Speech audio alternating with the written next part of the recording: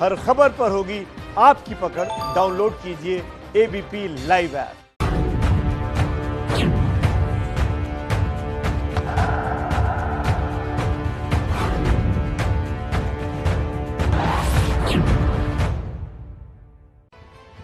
नमस्कार, रात के 8 बजे के नंबर 1 शो एबीपी स्पेशल के साथ मैं हूं अनुराग मुस्कान।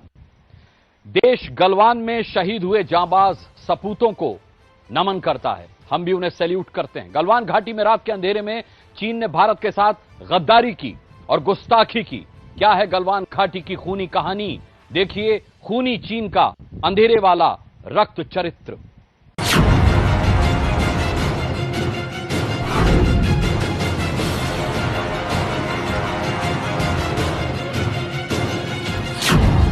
इस वीडियो में एक नदी बहती हुई दिख रही है।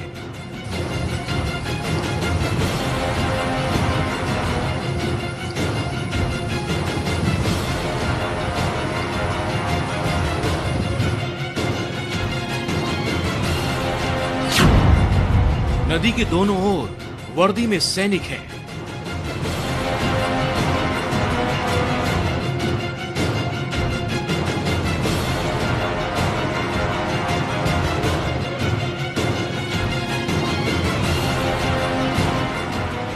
वीडियो में चीनी सैनिकों के पीछे लौटने की आवाज आती है।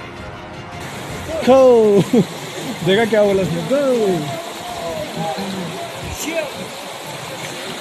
देखो चीनी वाले डर के भाग रहे।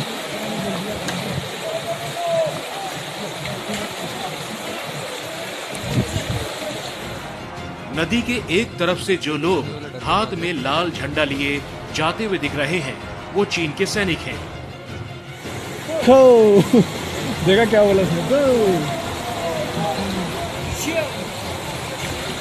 देखो चीनी वाले डर के भाग रहे।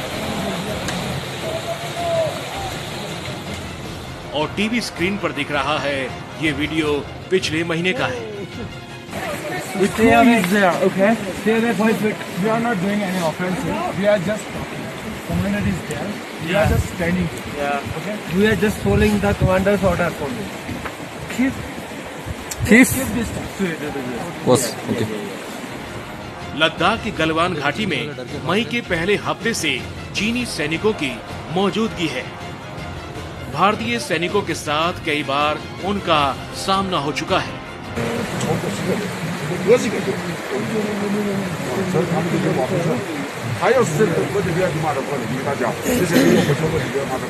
इस वीडियो में भी चीनी सैनिकों के साथ हिंदुस्तानी सैनिकों का सामना होता दिख रहा है।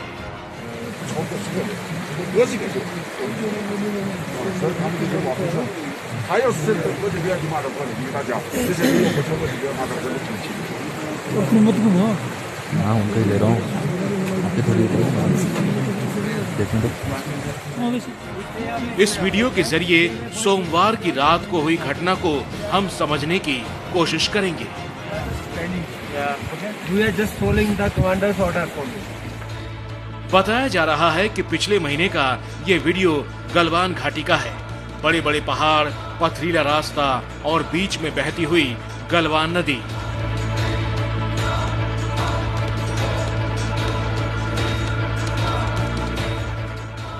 इसी गलवान नदी के पास और कुछ ऐसी ही भौगोलिक स्थिति होगी पेट्रोलिंग पॉइंट 14 की।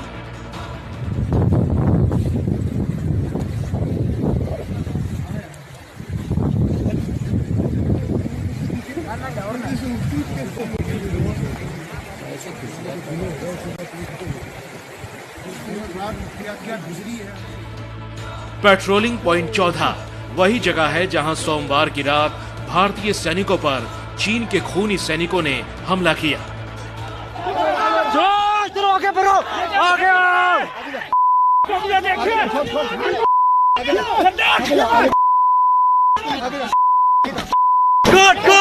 God, come on, hit there. और दोनों देशों के सैनिक जब आपस में शारीरिक रूप से संघर्ष के लिए भिड़ते हैं तो क्या तस्वीर बनती है, इस वीडियो के जरिए समझिए।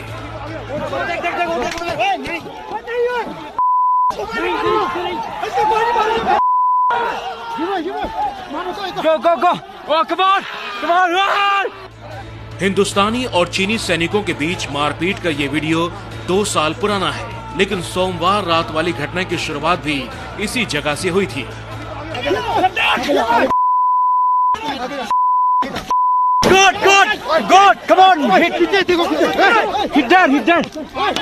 चीनी सेना अपनी जगह से पीछे हटी है या नहीं, ये देखने के लिए ही भारतीय सेना की एक छोटी पेट्रोलिंग पार्टी उसी जगह पर पहुंची। लेकिन चीनी सैनिक वहां पर पहले से ही घात लगाकर बैठे हुए थे और उन्होंने भारतीय सैनिकों को देखते ही उन्हें घेर कर हमला बोल दिया। जानकारी के मुताबिक उस वक्त चीनी सैनिकों की संख्या भारतीय सैनिकों से कहीं ज्यादा थी। कर्नल संतोष बाबू को इसके बारे में जानकारी मिली तो वो फौरन ग्राउंड जीरो की ओर अपनी टीम के साथ आगे बढ़े।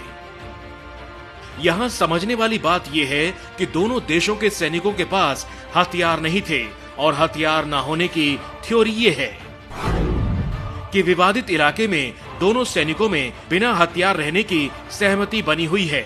झगड़ा हुआ तो पत्थर और लोहे के रॉड का इस्तेमाल किया गया।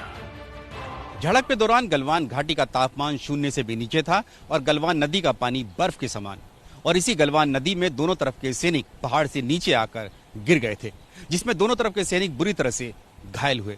अब कुछ खबरों के मुताबिक जिस पहाड़ी पर भारत और चीन के सैनिकों के बीच में झड़प हो रही थी, वही पहाड़ी टूटकर इसी गलवान नदी में आ गिरी थी।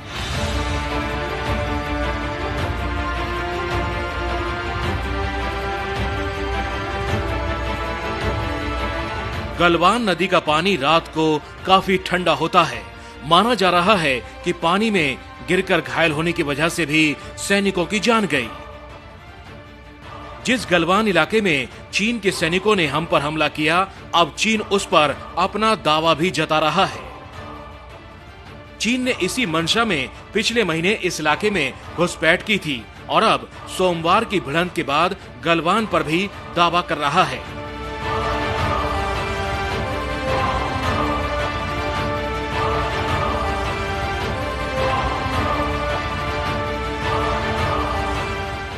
लेकिन चीन को कान खोलकर यह सुन लेना चाहिए कि हिंदुस्तान कोई 1962 का हिंदुस्तान नहीं है।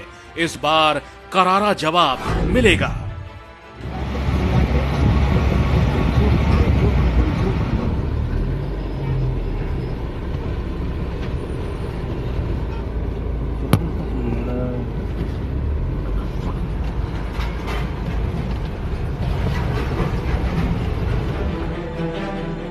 और चीन अगर ये सोचता है कि इस तनातनी के माहौल में युद्ध के अभ्यास का वीडियो जारी करके भारत पर मनोवैज्ञानिक दबाव बना लेगा, तो ये उसकी भूल है।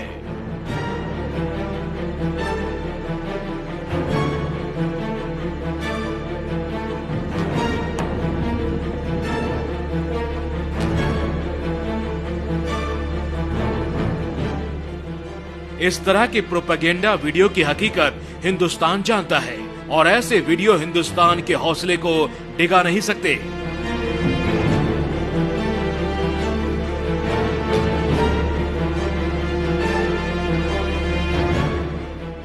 लिहाजा चीन को आंख, कान, नाक सब खोलकर ये समझ लेना चाहिए कि ये हिंदुस्तान पहला वार नहीं करेगा, लेकिन वार होगा तो करारा पलटवार होगा।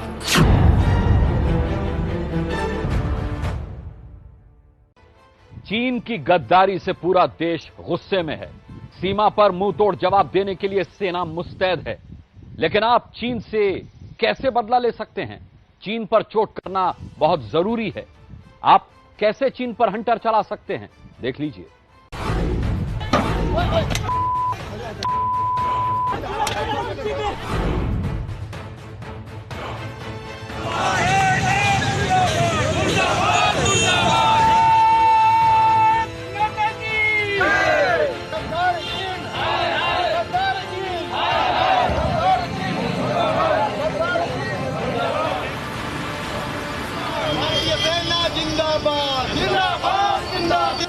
चीन की गद्दारी पर देश गुस्से में है।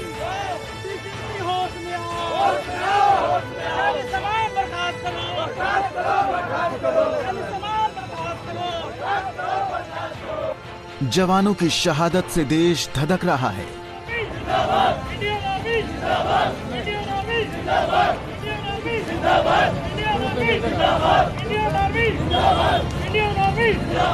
शहीदों के बदले के लिए चीनी सामान का बहिष्कार शुरू हो चुका है।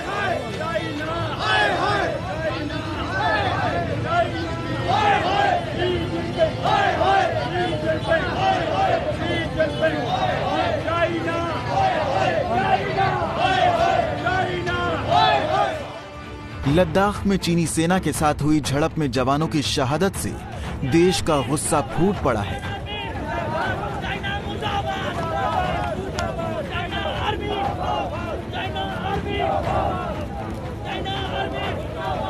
देश के अलग अलग हिस्सों में लोग सड़कों पर उतरकर चीन को सबक सिखाने की मांग कर रहे हैं। सड़कों पर टायर जलाकर प्रदर्शन की ये तस्वीरें जम्मू की हैं।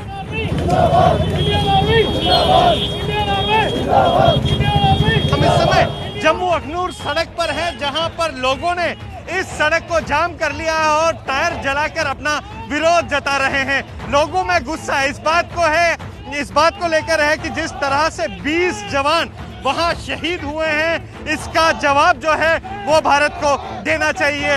यहाँ पर लगातार नारेबाजी हो रही है और हमारी सर मांगे हैं कि हमारी आर्मी को पूरी छूट दे दी जाए, ALC पे बॉर्डर पे पूरी छूट दे दी जाए कि वो दुश्मन का डट के मुकाबला करे और उनके गोली का जवाब जो है वो गोली से दे। उत्तर से दक्षिण और पूरब से पश्चिम तक लोग सड़कों पर आकर चीन पर एक्शन की मांग को लेकर प्रदर्शन करने लगे। कहीं चीनी राष्ट्रपति शी जिनपिंग का पुतला जलाया जाने लगा, तो कहीं चीनी सामानों पर गुस्सा उतारकर लोग विरोध जताने लगे।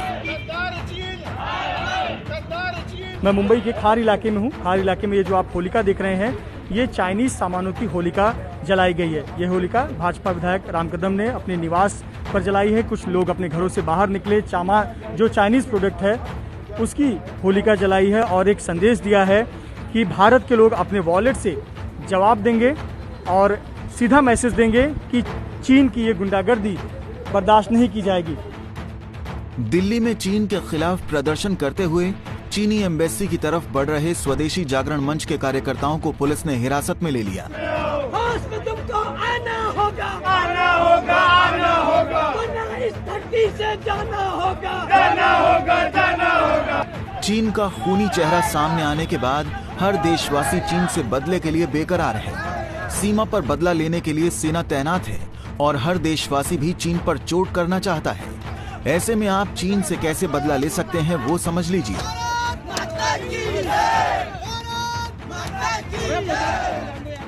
चीन की अकड़ का सबसे बड़ा इलाज है उस पर आर्थिक चोट करना। देश के बाजारों में चीन की बड़ी हिस्सेदारी है। ऐसे में अगर चीनी सामानों का बहिष्कार किया जाए तो ये चीन पर सबसे बड़ी चोट होगी। संकल्प करें कि हम समग्र देश की जनता चीनी सामान का पूर्ण रूप से बहिष्कार करेंगे और मैं देश के व्यवसायी, व्यापारी, उद्योगपति से निवेदन करना चाहूंगा कि वो भी चीनी सामान की बिक्री पर संपूर्ण रोक लगाए। इस प्रकार का संकल्प ले, आज यही आप सबसे प्रार्थना है। कारोबारियों के संघ ने भी चीनी सामान के बहिष्कार के लिए कमर कस ली है। Confederation of all India traders ने 500 से ज्यादा ऐसे उत्पादों की लिस्ट तैयार की है जिसके बहिष्कार से 2021 तक चीन से 1 लाख करोड़ रुपए का आयात कम हो सकता है। Confederation of all India traders में बॉर्डर पर लड़ने के लिए तो नहीं जा सकता, लेकिन चीनी सामान का बहिष्कार कर सकता हो। क्या मुहिम? हमने कल ही 500 ब्रॉड कैटेगरी की एक लिस्ट जारी की है जिसमें 3000 से ज्यादा प्रोडक्ट है और हमने ये तय किया है कि उन 3000 प्रोडक्ट जिनका की ऑल्टरनेट हिंदुस्तान के अंदर अवेलेबल है, अगर हम उनका बहिष्कार कर दें तो 2021 दिसंबर तक हम 1 लाख करोड़ रुपए के व्यापार का चीन को धक्का पहुंचा सकते हैं। और चीन उस धक्के को सहन नहीं कर पाएगा क्योंकि चीन हिंदुस्तान चीन के लिए सबसे बड़ा बाजार है। चीन के सामानों के बहिष्कार के लिए लगातार सोशल मीडिया पर भी मुहिम चलाई जा रही है।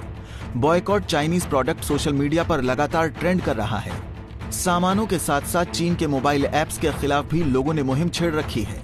अपने फोन से लोग चीन के एप्लीकेशन अनइंस्टॉल करके भी चीन के खिलाफ देश को मजबूत कर रहे हैं। चीनी सामान के बहिष्कार और चीनी एप्लीकेशन को मोबाइल से अनइंस्टॉल करने के बाद जो अहम कदम है वो है घरेलू उत्पादों के इस्तेमाल पर जोर देना, जिसकी वकालत प्रधानमंत्री मोदी पहले ही कर चुके हैं। आज से हर भारतवासी को अपने लोकल के लिए वोकल बनना है।